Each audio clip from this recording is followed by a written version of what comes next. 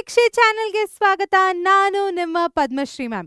So ಇವತ್ತಿನ ಕ್ಲಾಸಲ್ಲಿ ನಾವೇನು ಮಾಡ್ತೀವಿ, one of the most important aspects for your SSLC 26-27 ಎಕ್ಸಾಮ್ನ ಡಿಸ್ಕಸ್ ಮಾಡ್ತೀವಿ. ಸೊ ಅದರಲ್ಲಿ ಮೋಸ್ಟ್ ಇಂಪಾರ್ಟೆಂಟ್ ಆಸ್ಪೆಕ್ಟ್ ಏನಾಗುತ್ತೆ ಮಕ್ಕಳ, ಆಯಿತಾ? ಸೊ ಡೆಫಿನೆಟ್ಲಿ ನೀವೆಷ್ಟು ಓದ್ತೀರಾ ಸಬ್ಜೆಕ್ಟ್ ವೈಸು ತುಂಬ ಮ್ಯಾಟ್ರ್ ಆಗುತ್ತೆ, ಮಾರ್ಕ್ಸ್ ಮ್ಯಾಟ್ರ್ ಆಗುತ್ತೆ, ರಿವಿಷನ್ ಮ್ಯಾಟ್ರ್ ಆಗುತ್ತೆ. ಬಟ್ ಅದಕ್ಕಿಂತ ದೊಡ್ಡದಾಗಿ ದ ತಲೈವ ಆಫ್ SSLCನ ಇವತ್ತು ಡಿಸ್ಕಸ್ ಮಾಡ್ತೀವಿ. ಸೊ ತಲೈವ ಆಫ್ SSLC ಏನು ಮಕ್ಕಳ, ಆಯಿತಾ? ನಮ್ಮ ಎಕ್ಸಾಮ್ ಪೇಪರ್ ಪ್ಯಾಟರ್ನ್, ಆಯಿತಾ? ಸೊ ಇದೇನಿದೆ ಇದು ತುಂಬ ಮುಖ್ಯ ಆಗುತ್ತೆ ಮ್ಯಾಮ್. ಎಕ್ಸಾಮ್ ಪೇಪರ್ ಪ್ಯಾಟರ್ನ್ ಹಂಗಂದ್ರೆ ಸುಮಾರು ವರ್ಷದಿಂದ ಅದೇ ಪ್ಯಾಟರ್ನ್ ಇದೆ ಮ್ಯಾಮ್, ಹಾಗೆ ಓದ್ತಾ ಇದ್ದೀವಿ ನಾವು, ಏನು ಡಿಫ್ರೆನ್ಸ್ ಇದೆ, ವಾಟ್ ಈಸ್ ದ ಚೇಂಜ್ ಅಂತ ನೀವು ಕೇಳ್ಬೋದು. ಮಕ್ಕಳ ಚೇಂಜ್ ಇರುತ್ತೋ ಇಲ್ವೋ, ಎಕ್ಸಿಸ್ಟಿಂಗ್ ಪೇಪರ್ ಪ್ಯಾಟರ್ನ್ನ ನಾವು ಓದೋದು ಶುರು ಮಾಡೋಕ್ಕಿಂತ ಮುಂಚೆ ಅರ್ಥ ಮಾಡ್ಕೊಂಬಿಟ್ರೆ it is best for us. So ಇವಾಗ ಕ್ವಿಕ್ಕಾಗಿ ನೆಕ್ಸ್ಟ್ 15 ನಿಮಿಷದ ಕಾಲದಲ್ಲಿ ನಾನೇನು ಮಾಡ್ತೀನಿ, ನಿಮಗೆ ನಿಮ್ಮ ಎಕ್ಸಾಮ್ ಪೇಪರ್ ಪ್ಯಾಟರ್ನ ಎಕ್ಸ್ಪ್ಲೇನ್ ಮಾಡ್ತೀನಿ, ಆಯಿತಾ? ಸೊ ಇಲ್ಲಿ ನೀವೇನು ನೋಡ್ಕೊತೀರಾ, ಸೊ ನೀವು ಒಂದು ಸಬ್ಜೆಕ್ಟ್ನ ಓದೋಕ್ಕಿಂತ ಮುಂಚೆ, ಒಂದು ಚಾಪ್ಟರ್ನ ಓದೋಕ್ಕಿಂತ ಮುಂಚೆ ಅದರ ಪೇಪರ್ ಪ್ಯಾಟರ್ನ್ ಅರ್ಥ ಮಾಡ್ಕೊಬೇಕು, ಆಯಿತಾ? ಸೊ ಇವಾಗ ಎಕ್ಸಾಮ್ ಪ್ಯಾಟರ್ನ್ ಏನು ಅದನ್ನು ನಾನು ನಿಮ್ಗೆ ಹೇಳ್ತೀನಿ. ಅದಾದ ನಂತರ ಸಬ್ಜೆಕ್ಟ್ ರಿಲೇಟೆಡ್ ಏನಿದೆ ಅದನ್ನು ಕೂಡ ನಾನು ಹೇಳ್ತೀನಿ ನಿಮಗೆ, ಓಕೆ? ಆ್ಯಂಡ್ ಮಾರ್ಕ್ಸ್ ಡಿಸ್ಟ್ರಿಬ್ಯೂಷನ್ನ ಕವರ್ ಮಾಡೋಣ, ಪ್ಲಸ್ ಪಾಸಿಂಗ್ ಕ್ರೈಟೀರಿಯಾ ಏನು, ಇದಿಷ್ಟು ನಿಮ್ಮ SSLC 26-27 ಎಕ್ಸಾಮ್ಗೆ ತುಂಬ ತುಂಬ ಮುಖ್ಯ ಆಗುತ್ತೆ. ಆ್ಯಂಡ್ ಇದನ್ನೆಲ್ಲ ನಾವಿವತ್ತು ಕವರ್ ಮಾಡೋಣ, ಓಕೆನಾ? ಸ್ಟಾರ್ಟ್ ಮಾಡೋಣ, ತಡ ಮಾಡೋದು ಬೇಡ. SSLC exam structure at glance ನೋಡೋಣ. ಫಸ್ಟು ನಿಮ್ಮ KSEAB Karnataka state education and evaluation board ಅನ್ಸುತ್ತೆ, ಎಕ್ಸಾಮಿನೇಷನ್ ಆ್ಯಂಡ್ ಅಸೆಸ್ಮೆಂಟ್ ಬೋರ್ಡ್ ಪ್ರಕಾರ, I hope I am right, if I am wrong I am sorry, okay? ಇದರ ಪ್ರಕಾರ ನಮ್ಮ SSLC ಕ್ಲಾಸ್ 10th ಅಥವಾ SSLCನ overview ಏನು, total ಆಗಿ ಮಕ್ಕಳ ನಿಮಗೆ 6 ಸಬ್ಜೆಕ್ಟ್ಸ್ ಇದೆ, ಪ್ಲಸ್ ಆಪ್ಷನಲ್ ಸಬ್ಜೆಕ್ಟ್ಸ್ ಕೂಡ ಇದೆ, ನೀವು ಅದನ್ನು ಪಿಕ್ ಮಾಡ್ಬೋದು. ಸ್ವಲ್ಪ ಮಕ್ಕಳು ಸೈನ್ಸ್ ಬದಲು ಬೇರೆ ತೊಗೊತಾರೆ, ಆಪ್ಷನ್ಸ್ ಇದೆ. ಬಟ್ ನಮ್ಮ ಮೆಜಾರಿಟಿ ಆಫ್ ಸ್ಟೂಡೆಂಟ್ಸ್ಗಿರೋದು ಸೈನ್ಸ್, ಮ್ಯಾಥ್ಸ್, ಸೋಷಿಯಲ್ ಮತ್ತು first language, second language, third language, ಆಯಿತಾ? ಎಕ್ಸಾಮಿನೇಷನ್ ಏನು, ಆಫ್ಲೈನ್ ಬರಿಬೇಕು ನೀವು. ಯಾವುದೋ ಒಂದು ಸೆಂಟರ್ ಅಲಾಕೇಟ್ ಆಗುತ್ತೆ ನಿಮಗೆ, ನಿಮ್ಮ ಸ್ಕೂಲಿನ ಹತ್ರನೇ ಇರುತ್ತೆ, ಆ ಸೆಂಟ್ರಿಗೆ ಹೋಗಿ ನೀವು ಬರಿಬೇಕಾಗುತ್ತೆ, ಓಕೆ? ಎಕ್ಸಾಮಿನೇಷನ್ ಡ್ಯೂರೇಷನ್ ಏನು, 3 hours ಎಕ್ಸಾಮ್ ಬರೀಲಿಕ್ಕೆ, ಪ್ಲಸ್ಸು 15 ನಿಮಿಷ ನಿಮಗೆ ಕೊಡ್ತಾರೆ ಏನಕ್ಕೆ, ಪೇಪರ್ ಓದಿ ಇದು ಮಾಡಲಿಕ್ಕೆ. ಮ್ಯಾಕ್ಸಿಮಮ್ ಮಾರ್ಕ್ಸು 625, ಆಯಿತಾ? ನಾನು ಮಾರ್ಕ್ಸ್ ಡಿವಿಷನು ಹೇಳ್ತೀನಿ ನಿಮಗೆ. ಆ್ಯಂಡ್ ಪಾಸಿಂಗ್ ರಿಕ್ವೈರ್ಮೆಂಟ್ ಏನು, ನಿಮಗೆ ಮಿನಿಮಮ್ ಸಬ್ಜೆಕ್ಟ್ ವೈಸ್ ಅಂಕಗಳು ಬರಲೇಬೇಕು, ಪ್ಲಸ್ ಓವರ್ ಆಲ್ ಪರ್ಸೆಂಟೇಜ್ ಕೂಡ ಮ್ಯಾಟ್ರ್ ಆಗುತ್ತೆ, ಓಕೆನಾ? ಸೊ SSLC ಬೋರ್ಡ್ ಎಕ್ಸಾಮಲ್ಲಿ ಮಾರ್ಕ್ಸು 625, ಸಬ್ಜೆಕ್ಟ್ 6 ಮತ್ತು ಡ್ಯೂರೇಷನು 3 hour ಅಥವಾ 3 hours 15 minutes, ಓಕೆನಾ? ನೆಕ್ಸ್ಟು ಇವಾಗ ನೋಡಿ, ಟೋಟಲ್ ಮಾರ್ಕ್ಸ್ ಬ್ರೇಕ್ ಡೌನ್ನ ಕೊಟ್ಟಿದ್ದೀನಿ.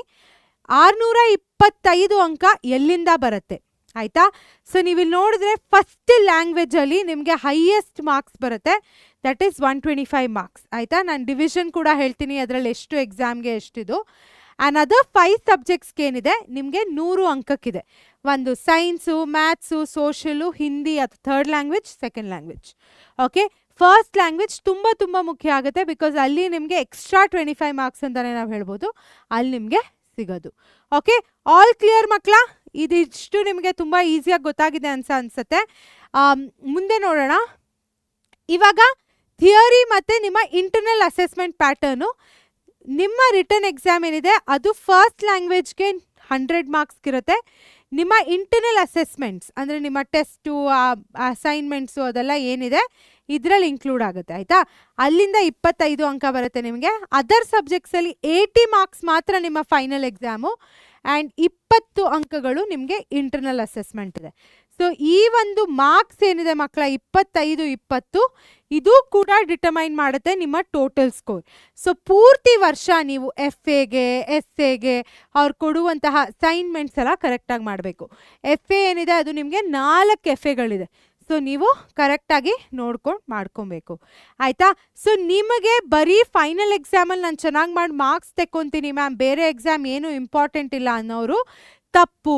ನಿಮ್ಮ ಇಂಟರ್ನಲ್ ಅಸೈನ್ಮೆಂಟ್ಸ್ ಮತ್ತು ಏನು ಫಾರ್ಮೇಟಿವ್ ಅಸೆಸ್ಮೆಂಟ್ಸ್, ಸಮೇಟಿವ್ ಅಸೆಸ್ಮೆಂಟ್ಸ್, ನಿಮ್ಮ FA SA ಅದೆಲ್ಲ ಚೆನ್ನಾಗಿ ಮಾಡೋದು ಮುಖ್ಯ.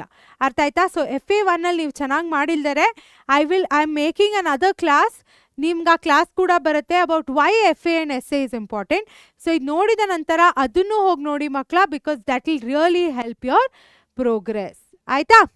ಇವಾಗ ಸಬ್ಜೆಕ್ಟ್ ವೈಸ್ ಮಾರ್ಕ್ ಡಿವಿಷನಲ್ಲಿ ನಾನು ಹೇಳಿದ್ದನ್ನೇ ಇನ್ನೊಂದು ಸತಿ ರಿಯೈಟ್ರೇಟ್ ಮಾಡ್ತಾ ಇದ್ದೀನಿ.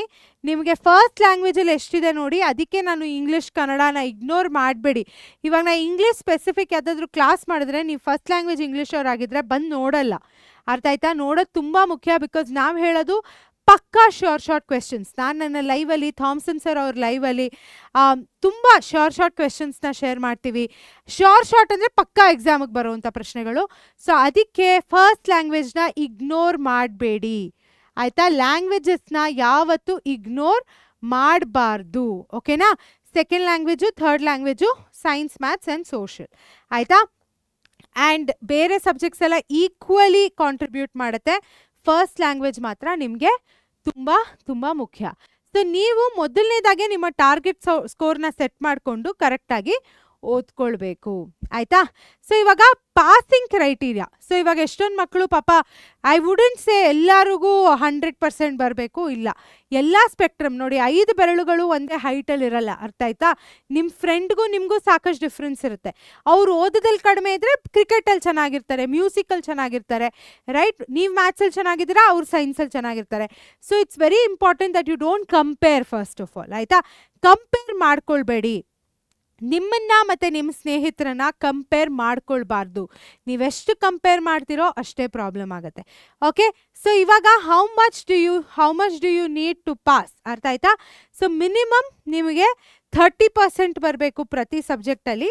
Over all 33% important for you to pass ಆಯಿತಾ. Aggregate of 33 is very important for you to pass your exams. But ನಮ್ಮ ಪರೀಕ್ಷೆ ಮಕ್ಕಳು ಪಾಸಿಂಗ್ಗಿಂತ ಮೇಲೆ ಏನು ಮಾಡ್ತಾರೆ, ಇವಾಗ ನಿಮಗೆ ಕಡಿಮೆ ಬರ್ತಿದ್ದೀರಾ, ಫೇಲ್ ಆಗ್ತಿದ್ದೀರಾ, ಇಟ್ಸ್ ಓಕೆ. ನೀವು ಪರೀಕ್ಷೆಯನ್ನು ಫಾಲೋ ಮಾಡ್ತಿದ್ರೆ, ನಮ್ಮ ಪ್ರಥಮ ಬ್ಯಾಚ್ನ ಜಾಯ್ನ್ ಆಗ್ತಿದ್ರೆ 100% ನಿಮಗೆ ತುಂಬ ಚೆನ್ನಾಗಿರುವಂತಹ ಅಂಕ ಸಿಕ್ಕೇ ಸಿಗತ್ತೆ ಓಕೆನಾ ಮಕ್ಕಳ. ಇಂಟರ್ನಲ್ ಅಸೆಸ್ಮೆಂಟ್ಸ್ ಏನಿದೆ ಅದನ್ನು ಇಗ್ನೋರ್ ಮಾಡಬೇಡಿ ಆಯಿತಾ. ಇಂಟರ್ನಲ್ ಅಸೆಸ್ಮೆಂಟ್ಸಲ್ಲಿ ನಿಮಗೆ ಪ್ರಾಕ್ಟಿಕಲ್ಸ್ ಅಂದರೆ ನಿಮಗೆ ಡೈರೆಕ್ಟಾಗಿ ಪ್ರಾಕ್ಟಿಕಲ್ಸ್ ಇರಲ್ಲ, ಬಟ್ ನಿಮಗೆ ಈ ಮಾರ್ಕ್ಸಿಗೆ ಇದು ಕಾಂಟ್ರಿಬ್ಯೂಟ್ ಮಾಡ್ತಿರಲ್ಲ. ನಿಮಗೆ ಮೋಸ್ಟ್ಲಿ FA SAನೇ ಮಾರ್ಕ್ಸಿಗೆ ಕೌಂಟ್ ಆಗೋದು. ಬಟ್ ಇದೆಲ್ಲ ಏನಿದೆ, all of this gives you practice ಆಯಿತಾ. ಪ್ರಾಕ್ಟೀಸು ಡೈರೆಕ್ಟಾಗಿ ಮಾರ್ಕ್ಸ್ ಇಲ್ಲ ಆಯಿತಾ, ಬಟ್ ಪ್ರಾಕ್ಟೀಸ್ ಕೊಡುತ್ತೆ. ಇದನ್ನೆಲ್ಲ ನೀವು ಕರೆಕ್ಟಾಗಿ ಮಾಡಿ. And internal marks throughout the year collect ಮಾಡ್ತಾರೆ. ಆ್ಯಂಡ್ ರೆಗ್ಯುಲರ್ ನೀವು ಕಂಪೀಟ್ ಮಾಡಿಕೊಂಡು ಚೆನ್ನಾಗಿ ನಿಮ್ಮ ಜೊತೆ ನೀವು ಕಂಪೀಟ್ ಮಾಡಿಕೊಂಡು ಓದ್ಕೊಳ್ಬೇಕಾಗತ್ತೆ ಆಯಿತಾ. ಸೊ ಇವಾಗ ಪ್ಯಾಟರ್ನ್ ಅಂತೂ ತೋರಿಸ್ಬಿಟ್ಟಿದ್ದೀರಾ ಪದ್ಮ ಮ್ಯಾಮ್, ಇದ್ರ ಪ್ರಕಾರ ನಾನು ಹೇಗೆ ಪ್ಲ್ಯಾನಿಂಗ್ ಮಾಡಲಿ ಅನ್ನೋರು. ಸೊ ಪ್ರತಿ ಒಂದು ಸಬ್ಜೆಕ್ಟಲ್ಲಿ ನೀವು ವೇಟೇಜ್ನ ಅರ್ಥ ಮಾಡ್ಕೊಳ್ಳಿ ಆಯಿತಾ. ಆಮೇಲೆ ಇಂಪಾರ್ಟೆಂಟ್ ಚಾಪ್ಟರ್ಸ್ನ ಐಡೆಂಟಿಫೈ ಮಾಡಿ. ಆಮೇಲೆ ಒಂದು ರಿವಿಷನ್ ಟೇಬಲ್ನ ಪ್ರಿಪೇರ್ ಮಾಡ್ಕೊಳ್ಳಿ. ಪ್ರೀವಿಯಸ್ ಇಯರ್ ಕ್ವೆಶ್ಚನ್ ಪೇಪರ್ಸ್ನ ಪ್ರಾಕ್ಟೀಸ್ ಮಾಡಿ. ಹಾಗೆ ನಿಮ್ಮ ವೀಕ್ ಏರಿಯಾಸ್ ಏನಿರುತ್ತೆ ಅದನ್ನು ಸ್ಟ್ರಾಂಗ್ ಮಾಡ್ಕೊಳ್ಳಿ. ಆ್ಯಂಡ್ ನಿಮ್ಮ ಈ FA1 ಮತ್ತು SA1 ಏನಿರುತ್ತೆ ಅದನ್ನು ಕರೆಕ್ಟಾಗಿ ಮಾಡಿಕೊಂಡ್ರೆ, ಅದ್ರಲ್ಲಿ ಚೆನ್ನಾಗಿ ಸ್ಕೋರ್ ಮಾಡಿ ನೀವು ಇಂಪ್ರೂವ್ ಆಗ್ತಾ ಹೋದರೆ 100% ನಿಮ್ಮ ಫೈನಲ್ ಎಕ್ಸಾಮಲ್ಲಿ ನಿಮಗೆ 625 ಔಟ್ ಆಫ್ 625 ಬಂದೇ ಬರುತ್ತೆ ಮಕ್ಕಳ. ಸೊ ಇದನ್ನೆಲ್ಲ ಮಾಡಿ. ಆ್ಯಂಡ್ ನಿಮ್ಮ ಪೇಪರ್ ಪ್ಯಾಟರ್ನ್ ಇವಾಗ ಅರ್ಥ ಮಾಡ್ಕೊಂಡಿದ್ದೀರಾ ಅಂತ ನನಗೆ ಅನಿಸುತ್ತೆ. ಸೊ ಇದೇ ವಿಡಿಯೋನ ಇನ್ನೊಂದು ಸತಿ ನೋಡಿ. ನಿಮ್ಗೇನಾದರೂ ಮಾಹಿತಿ ಬೇಕು ಅಂದರೆ ನಿಮ್ಮ ಪೇರೆಂಟ್ಸಿಗೆ ತೋರಿಸಿ, ಅವ್ರಿಗೂ ಕೂಡ ಗೊತ್ತಿರಲ್ಲ ಹೇಗೆ ಡಿವೈಡ್ ಆಗುತ್ತೆ ಅಂಕಗಳು ಅಂತ ಅಲ್ಲ. ಸೊ ಇವಾಗ ನಿಮಗೆ ಗೊತ್ತು ಲ್ಯಾಂಗ್ವೇಜಸ್ ಕೂಡ ಇಂಪಾರ್ಟೆಂಟ್ ಅಂತ. ಸೊ ಇವಾಗ ತಕ್ಷಣ ಹೋಗಿ ಪ್ರಥಮ ಕೋರ್ ಪ್ಲಸ್ನ ಜಾಯ್ನ್ ಆಗಿ ಪುಟಾಣಿಗಳ. ಆ್ಯಂಡ್ ಪರೀಕ್ಷೆ ಚಾನಲ್ಗೆ ಸಬ್ಸ್ಕ್ರೈಬ್ ಮಾಡಿ, ಬಿಕಾಸ್ ಇದೇ ರೀತಿಯಾಗಿ ತುಂಬ ಇಂಪಾರ್ಟೆಂಟ್ ಟಾಪಿಕ್ಸ್ ಮೇಲೆ ಪದ್ಮಶ್ರೀ ಮ್ಯಾಮ್ ಕ್ಲಾಸಸ್ನ ಮಾಡ್ತಾ ಇದ್ದಾರೆ. ಅದರ ಬಿಟ್ಟು ಫನ್ ಕ್ಲಾಸಸ್ ಕೂಡ ಪ್ರಿಪೇರ್ ಮಾಡ್ತಾ ಇದ್ದಾರೆ ನಿಮ್ಮ ಬೇರೆ ಟೀಚರ್ಸ್ ಕೂಡ. ಆ್ಯಂಡ್ ನಿಮಗೆ ಮೇನ್ ಆಗಿ ಯಾವುದೇ ಒಂದು ನೋಟಿಫಿಕೇಶನ್ ಮಿಸ್ ಮಾಡಲ್ಲ. ಸೊ ಅದಕ್ಕೋಸ್ಕರ ಈ ಕೂಡಲೇ ಹೋಗಿ ಪರೀಕ್ಷೆ ಚಾನಲ್ಗೆ ಸಬ್ಸ್ಕ್ರೈಬ್ ಆಗಿ. ನಾನು ಮತ್ತೆ ಭೇಟಿ ಆಗ್ತೀನಿ. ಅಲ್ಲಿ ತನಕ ಛಾ ಛಾ ಬಾಯ್ ಬಾಯ್.